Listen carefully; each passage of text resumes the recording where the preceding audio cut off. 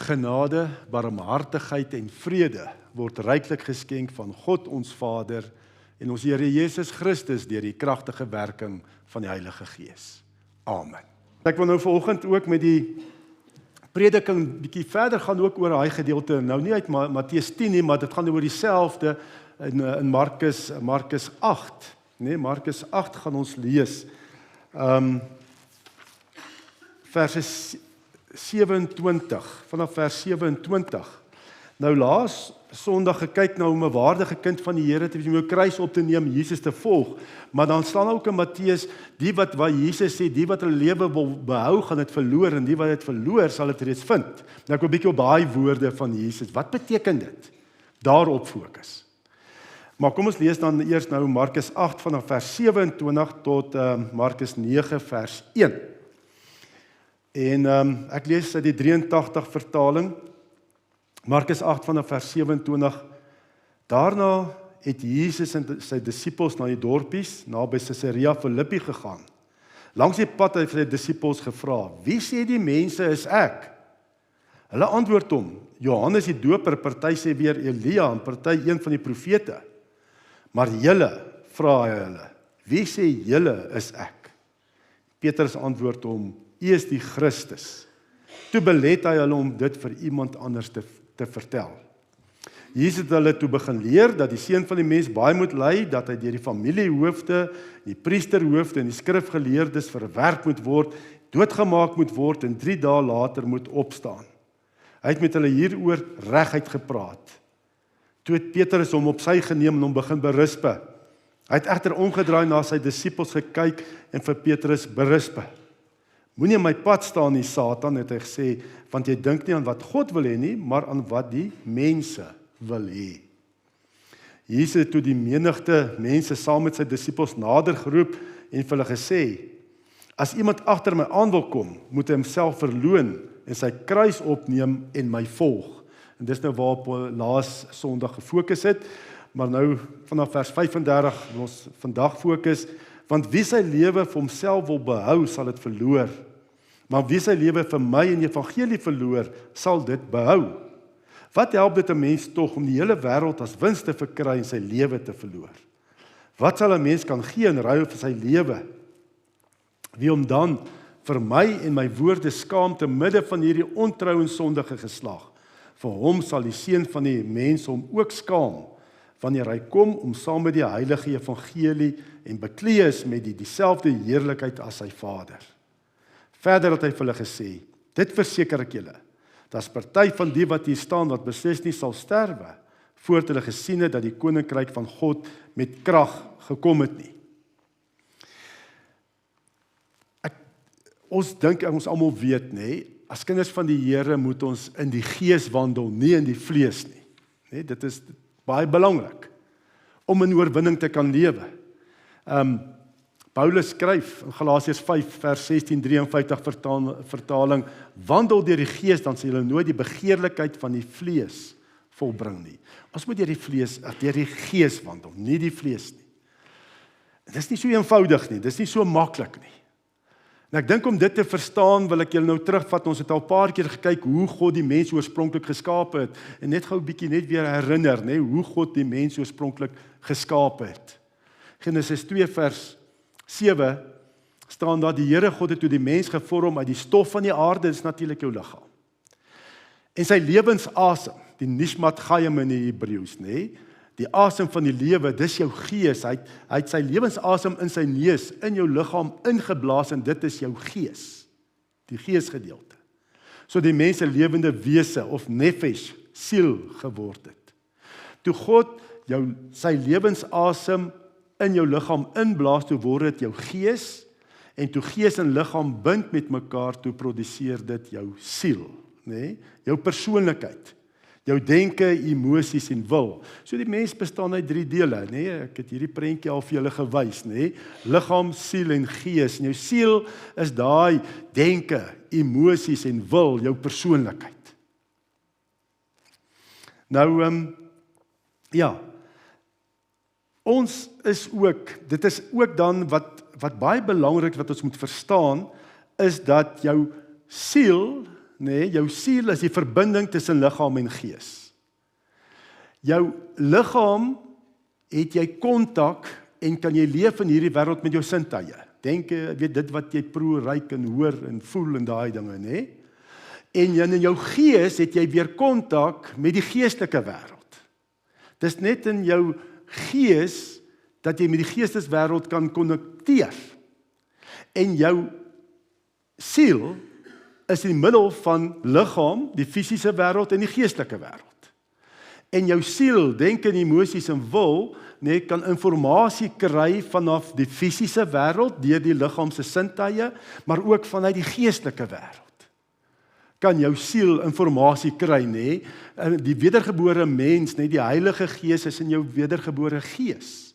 En stuur dan inligting na jou denke toe, wat jou emosies verander en wat gaan doen, sodat jy kan reg gaan doen. So julle verstaan net, jou sielsdimensie is eintlik baie belangrik. Dis aan beide wêrelde, dit is gekonnekteer aan die fisiese wêreld, maar ook aan die geestelike wêreld.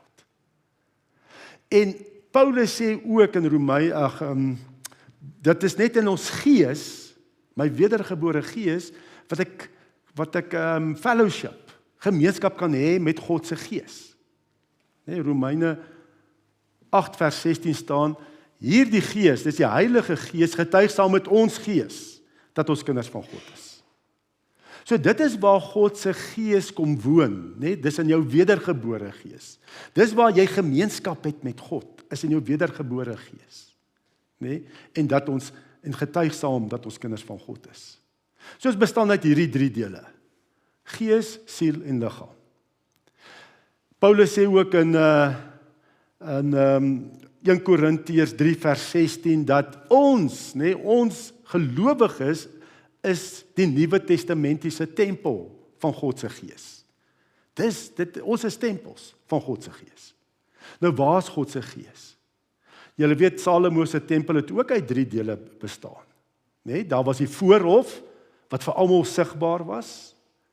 Dan was daar die heilige deel, nee, waar net die priesters kon kom om hulle dienswerk daar te verrig, was nie vir almal sigbaar nie. En dan was daar die allerheiligste gedeelte, nee, waar die verbondsark was, nee, waar God teenwoordig was. En eintlik vandag werk dit nog dieselfde. Jy het 'n liggaam wat vir almal sigbaar is, nee, dit soos die tempel voorhof. Maar dan het jy 'n heilige deel, jou sielsdimensie, wat net mense naby aan jou werklik ken, jou persoonlikheid, jou denke, emosies en wil, né? En dan het jy ook 'n allerheiligste deel, en dis daai wedergebore gees van jou waarin God se gees is. Waar jy gemeenskap het, waarin God se Heilige Gees kom woon in jou wedergebore gees. En dis eintlik vanuit jou wedergebore gees waar God se gees is, né, wat die res van jou tempel moet beheer, wat die heilige deel moet beheer. Jou sielsdimensie, denke, emosies en wil, sodat jy ook met jou liggaam gaan doen wat God se wil is. Dis hoe dit in die Ou Testament gewerk het, né? Ons lees daarvan in Eksodus 25. Gou so toe gaan. Eksodus 25 vers 22 wat die Here sê, in die allerheiligste gedeelte, daar sal ek jou ontmoet. Ek sal met jou praat van die deksel af tussen die 2 gerubs uit wat op die ark met die getuienis is. Al my bevele vir Israeliete sal ek van jou van daar af gee. So vanuit die allerheiligste gedeelte, nee, word die res van die tempeldiens beheer. Die heilige deel, nee, waar die priesters kom, en dan ook die tempel voorhof, die offers wat daar gebring word. En dis eintlik hoe dit met ons ook moet werk. God se gees in ons allerheiligste deel, nee, in ons wedergebore gees, moet ons heilige deel, ons sielsdimensie, denke, emosies en wil beheer, sodat ek met my liggaam gaan offers bring tot eer van die Here. Gaan lewe, my hele liggaam, wat ek doen is 'n offer aan die Here. So verstaan julle hoe jou lewe beheer moet word, vanuit jou wedergebore gees, moet die Heilige Gees werk om jou sielsdimensie te vernuwe, sodat jy offers kan bring met jou lewe.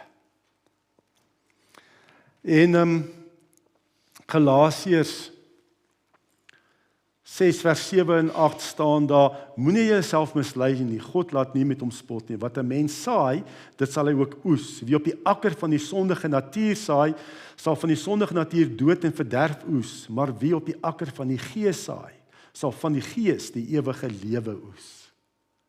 So as jy lewe vanuit jou wedergebore gees, waar God se gees gemeenskap met jou het, net dan saai jy op die akker van die gees, en jy gaan die ewige lewe oes. Jy gaan die ewige lewe oes. Nou lewe, as ons nou praat, as ons nou gaan kyk na hierdie gedeelte wat ook praat van lewe, as jy jou lewe opbou, gaan jy hom verloor, as jy hom gaan verloor, gaan jy hom kry.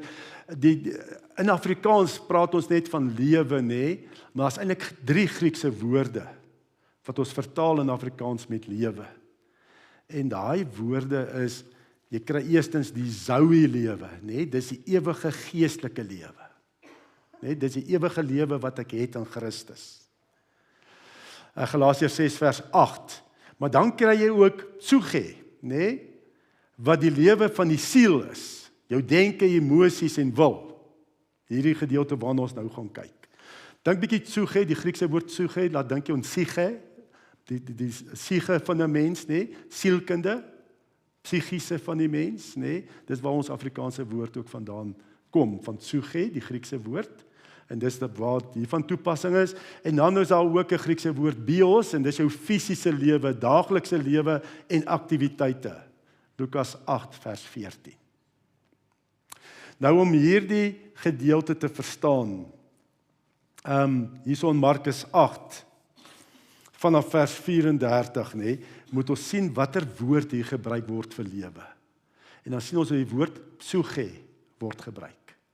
Die lewe van die siel.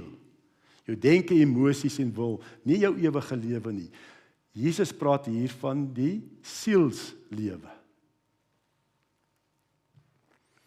En dan sê hy hierso sielslewe. Jy probeer baie keer as jou sielslewe bedreig word deur die dood, nê, gekwel word deur die dood, vrees vir die dood, nê, dis waarvan Jesus hier praat.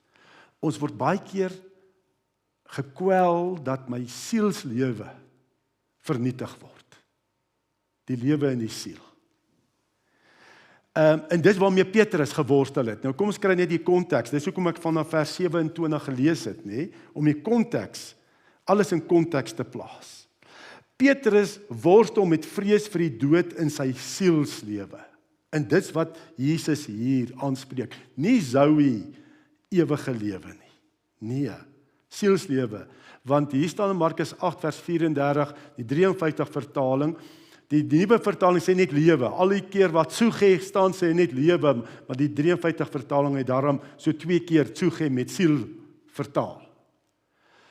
Wie agter my aan wil kom, moet homself verloon en sy kruis opneem en my volg, want elkeen wat sy lewe, nê, dit Psuche die Griekse woord, sielslewe, wil red, sal dit verloor, maar elkeen wat sy lewe, is weer Psuche in die Grieks, nê, sielslewe, om my ontwil en om die evangelie ontwil verloor, hy sal dit red.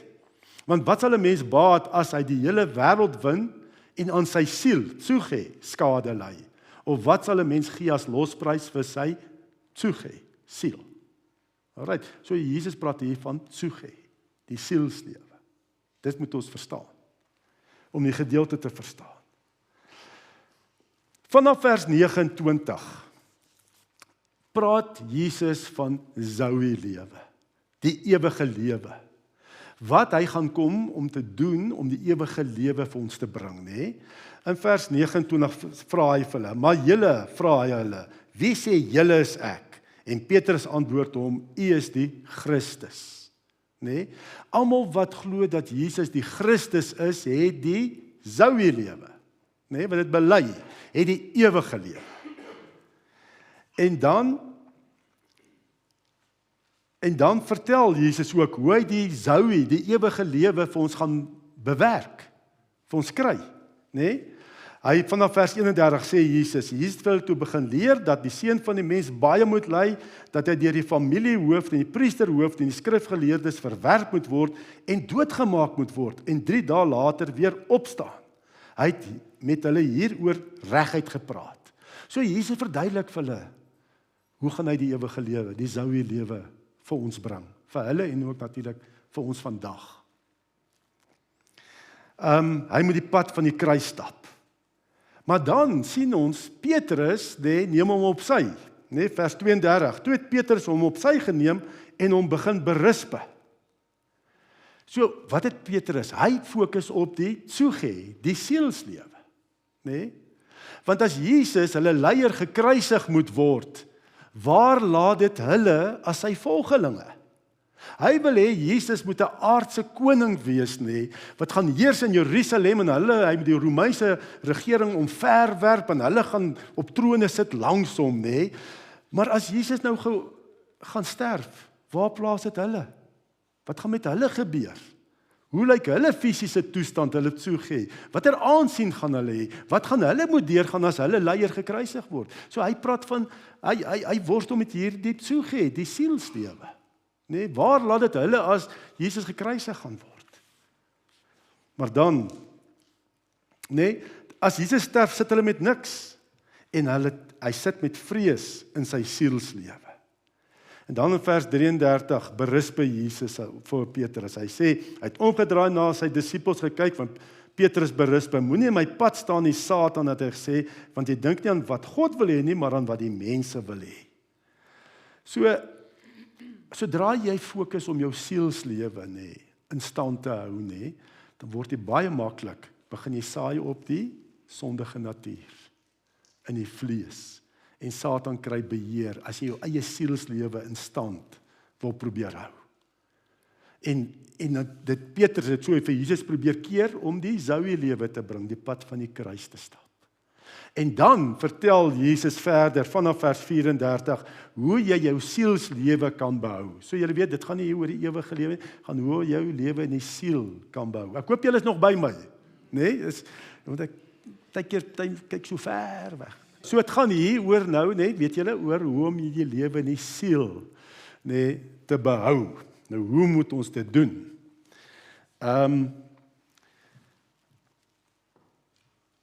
Riglyne om jou sielslewe nou te behou. Nou, as daar vrees vir die dood in ons sielslewe aan die werk is, dan, dit is dan die krag wat Satan baie keer gebruik. Ek het 'n vrees oor die dood in my sielslewe. Hoe lyk my toekoms? Is ek iemand, aanvaar mense my? Al daai tipe goeters, As ek 'n vrees vir die dood het daar, kry Satan maklik beheer. En hy hou my gevange deur vrees vir die dood in my sielslewe. En die Hebreërs skrywer praat ook daarvan, Hebreërs 2 vers 14 en 15. Alsien hierdie kinders mense van vlees en bloed is, het hy ook net soos hulle mens geword. Dit het hy gedoen om deur sy dood die een wat mag het oor die dood, dis die duiwel, te vernietig, en om hulle wat uit vrees vir die dood hulle hele lewe lank in slawerny was, te bevry. Daai slawerny, hy vrees vir die dood, hou my gevange aan Satan baie keer, en my vlees staan op om my sielslewe te probeer behou. En ek saai op die akker van die vlees. Is maar jy nog by?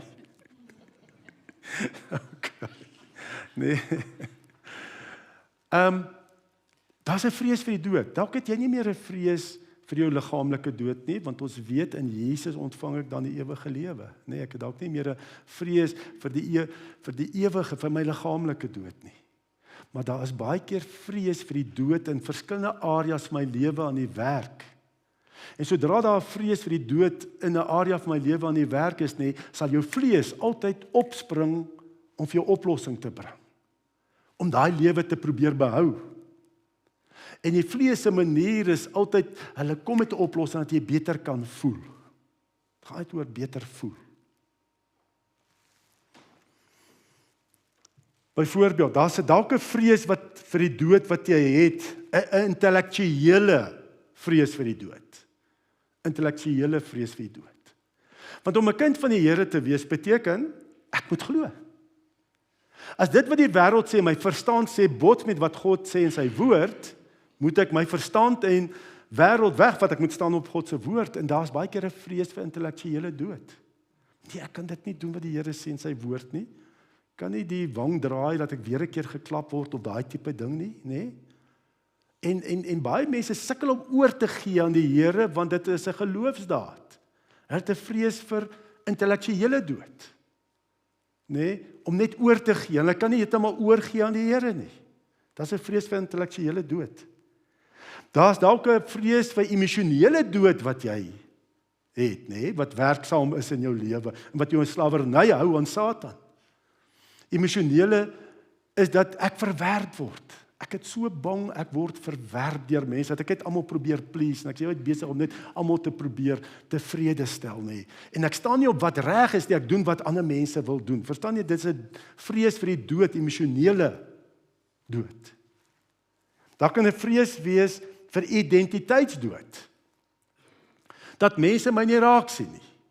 Dat mense my ignoreer, dat ek niks is, niemand is. En dan kom die vlees met 'n oplossing. Jy moet net presteer. Ek moet net harder werk. As ek hard werk, as ek presteer, dan sien mense my. En ek werk om mense te beïndruk wat eintlik nie eers oor my worry nie. En ek word 'n werkolis. Ek is altyd net werk net dat ek moet net presteer. Want ek het 'n vrees vir identiteitsdood. 'n Vrees vir finansiële dood kan ook werksaam wees in jou lewe. Jy het so 'n vrees dat jy in armoede of jou werk gaan verloor en armoede, so 'n vrees vir finansiële dat jy alles net vashou. Jy kry mos mense, hulle het nie 'n oop hand nie. Hulle hou net vas, hulle kan nie gee nie. En dit gaan nie hier oor ryk of arm nie, in alle vlakke van die samelewing kry jy mense wat net, hy leef net, hy hou net vas. En hy het so vrees vir finansiële dood. Ek kan nie dink om 'n kerklike bydrae te gee nie, byvoorbeeld. Ek kan nie dink om vir iemand iets te gee wat nodig 'n behoefte het nie. Vrees vir finansiële dood. Ja, so kan ons aangaan. En ek sê ook, sodra daar so vrees werksaam is in jou lewe, in jou sielslewe, wat gebeur dan? Jou vlees maak 'n plan. Maak 'n plan en dis gewoonlik dat jy beter kan voel. Vlees maak 'n plan om jou siel te red. En die Satan gebruik jou vlees om jou gevange te hou. Vlees sal vir jou byvoorbeeld sê, dit gaan nie lekker nie, jy voel nie goed oor jouself nie, weet wat, gaan drink. As jy maar 'n paar whiskies of 'n paar brandewyn, voel jy aan baie goed oor jouself nie. En skielik het jy selfvertroue.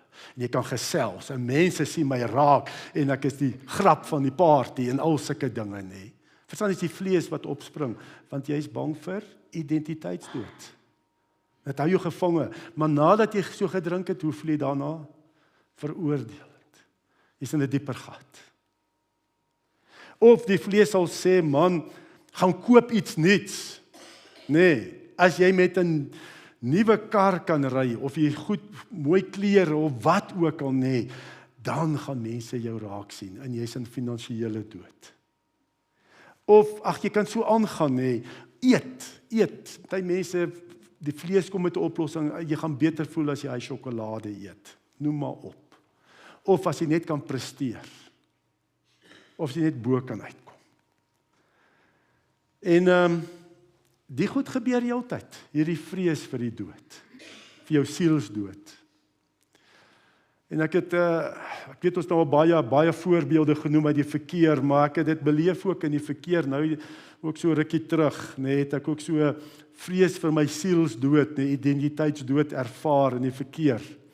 En ek kan nou maar vir julle 'n bietjie verduidelik en beskryf wat gebeur het. Julle weet, daai Bergbron Rylaan wat kom daar van die Burger Hoërskool wat opgaan in kruis met Gordon. By daai verkeerslig het ek so vrees vir identiteitsdood beleef.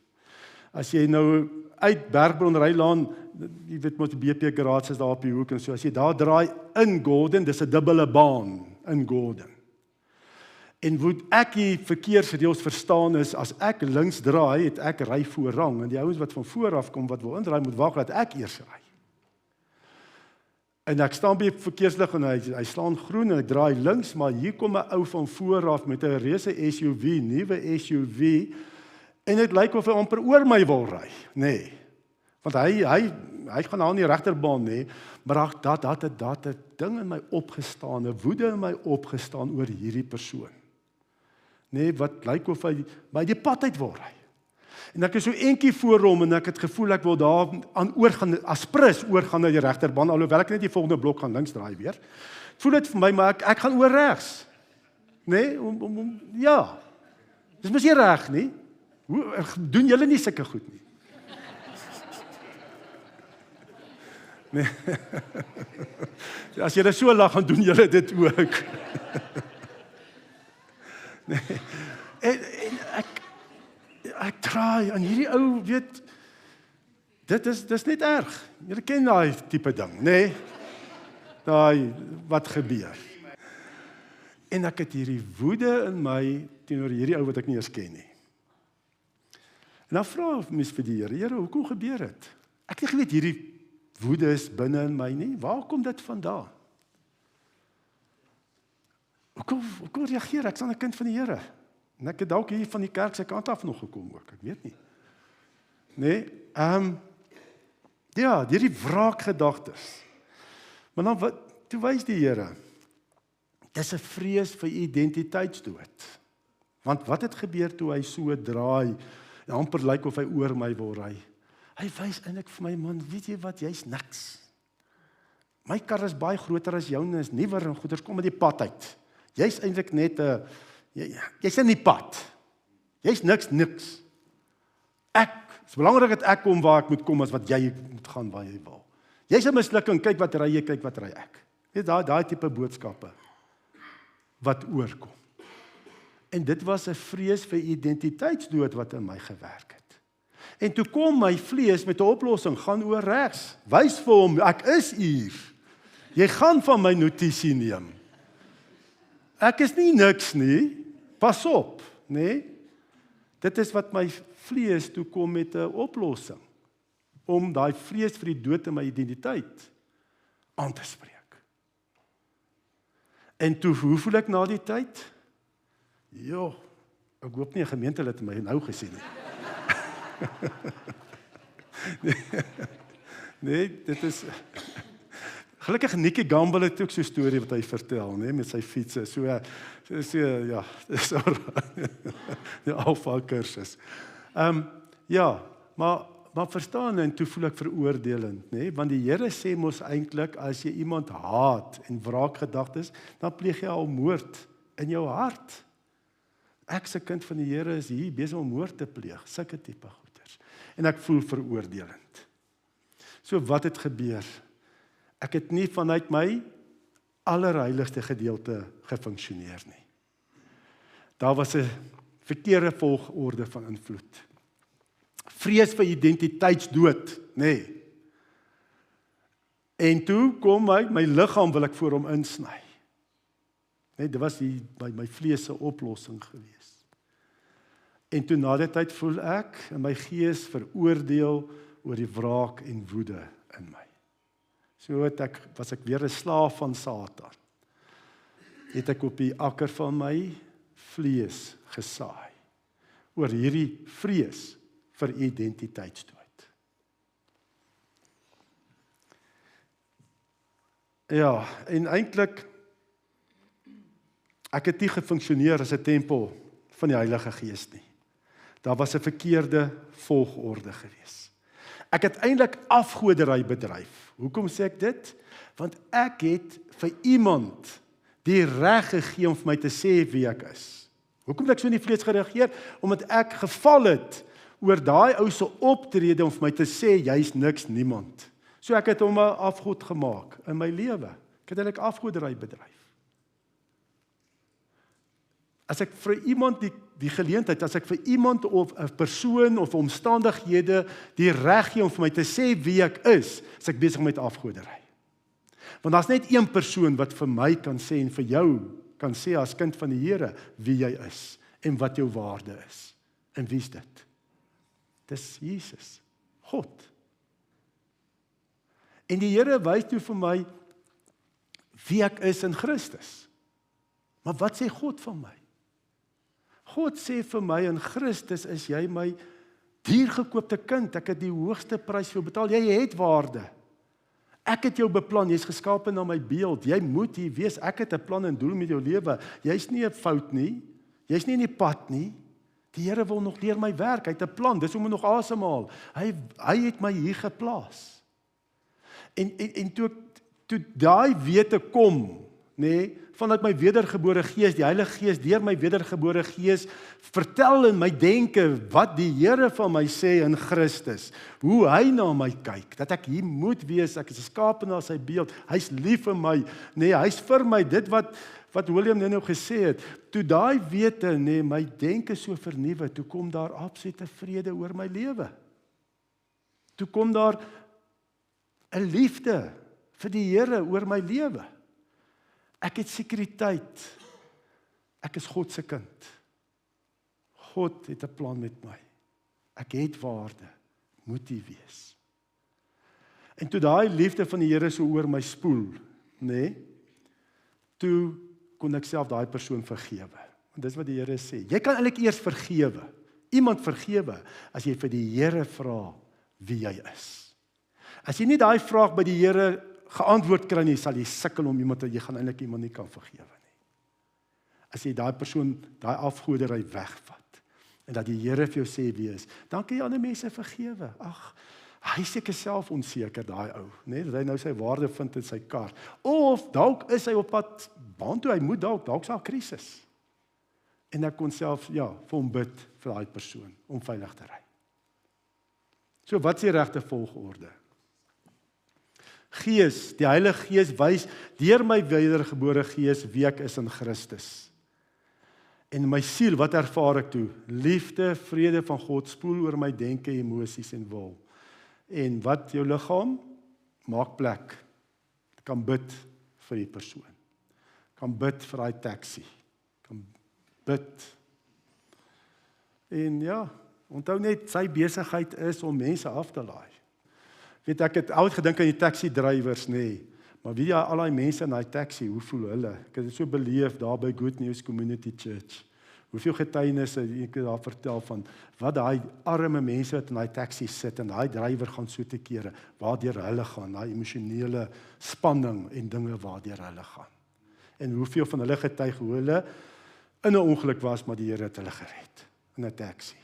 Ek moet sê, om in 'n so busy te sit waar 20 mense is en teen 120 km/h te ry, dit vra baie braafheid, eerlikwaar. Maar dis al 'n manier hoe ek by die werk kan kom, dat ek kan na 'n ander punt toe gaan. So vra vir die Here dat jy saai op die akker van jou gees. Want net hy het die reg om vir jou te sê wie hy is, nie mense en omstandighede nie. Net hy het gewys hoe lief hy vir jou is, deur sy seun te gee. Deur na jou toe te kom, dat jy net nou na hom toe moet kom. Eintlik moet jy net jou hart oopmaak. Dis eintlik al. En daarom wil ek ook nou, as ons nou saam bid, vra dat die Here vir elkeen van ons sal wys, dat ons nie sal kyk na ons omstandighede nie, dat ons nie sal kyk wat mense al vir jou gesê het nie, maar ons sal aanvaar wat God van jou sê in Jesus Christus. Kom ons bid saam. Dankie Here, dankie Vader dat ons tempels is van die Heilige Gees, dat u kosbare, kragtige Gees in ons wedergebore gees woon en fellowship het met hom. Dankie Here dat ons ook kan hoor ook uit u woord, dat die Heilige Gees die woord vat en vir ons kan sê ook hoe u na ons kyk, wat waar is vir ons lewens in Christus. En daarom kom ek ook Here en ek breek ook alle negatiewe vloeke wat oor ons identiteit uitgespreek is, Here. Dalk teenoor 'n pa, 'n man, wat dalk iemand, 'n vrou vir jou gesê het, jy is nie goed genoeg om vir jou gesin te sorg nie. Ek breek daai woorde in Jesus se naam. Want God het jou geplaas as hoof van jou gesin, as voorsiener, want God is jou voorsiener. Ek breek ook elke negatiewe vloeke wat uitgespreek is, ook oor jou as vrou. Waar jou man sy hart vir jou dalk toegemaak het. Nie liefde wys nie, altyd weg is, altyd op ander plekke is, nie tyd vir jou het nie, en jy voel jy's nie die moeite werd nie. Jy is nie jou man se liefling nie. Ek breek daai verkeerde, daai leuen, daai vloek oor jou lewe. Want jy is die moeite werd. God het jou lief. Jy's vrou van God. En ook enige ander negatiewe identiteit wat jy aanvaar het dalk. Van mense in autoriteitsposisies vir jou gesê het, jy gaan dit nooit maak in die lewe nie. Jy's nie goed genoeg om 'n werk te kry nie. Jy is maar net in die pad. Ek breek dit oor jou lewe, in Jesus se naam. Ek sê vir jou, God sê jy's die moeite werd. Jy is sy seun se bloed werd. Dankie Here. Dankie Vader, ons aanvaar wat U sê wie ons is. En daarom spreek ons ook daai mense vry, Here, wat sulke negatiewe goed oor ons uitgespreek het, gesê ja, jy is maar net daar en so. Here, ons aanvaar wat U sê oor ons identiteit en ons vergewe hulle. Spreek hulle vry, hulle is in U hande. Dat U hulle ook in hulle lewens sal werk en hulle sal maak wie U wil hê hulle moet wees. Al hierdie dinge, Vader, vir ons alleen in Jesus se naam. Amen. Die Here ken jou deur en deur en hy wil hê jy moet in oorwinning gaan leef ook hierdie week. Nee, en daarom het ons die seën van die Here nodig en ontvang nou sy seën sodat jy kan gaan in oorwinning leef. Die genade van ons Here Jesus Christus en die liefde van God die Vader en die gemeenskap van die Heilige Gees sal by ons elkeen wees en bly. Amen.